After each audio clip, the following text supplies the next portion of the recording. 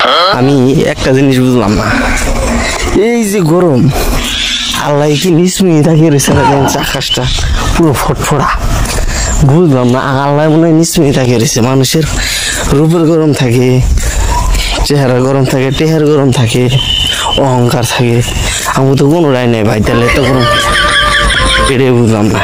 এই যে গরম না পারতেছে বয়ে থাকা, না পারতেছে খাড়িয়ে থাকা, মানে যে কি একটা অবস্থা চলতেছে, এই অবস্থার মধ্যেও যে এখন আমরা ঠিক আছি এটা তো আল্লাহ হাজার হাজার শুকরিয়া। আল্লাহ ঠিক এই যে একটা পরিস্থিতি আমি বুঝি না, আল্লাহ নিশ্চয়ই আল্লাহ তুমি দেখো না এই যে গরম তো অবস্থা খারাপ হয়ে গেল।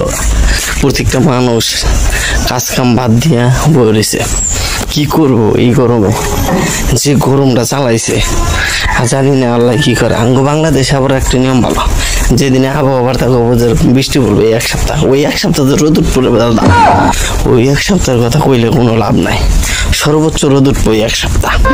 আবার যখন কব যে এখন রোদ ওঠার সম্ভাবনা কম, বৃষ্টি নামার সম্ভাবনা, বৃষ্টি নামবো না, খালি রোদ উঠবো, সেদিন আবার খালি দুমছে বৃষ্টি। এই দেখেন আকাশটা কত ফটফটা, এই পরিষ্কার আকাশে যে এত গরম, বাপরে বাপ, নিজের অবস্থাটা খারাপ হয়ে গেছে এই গরমে।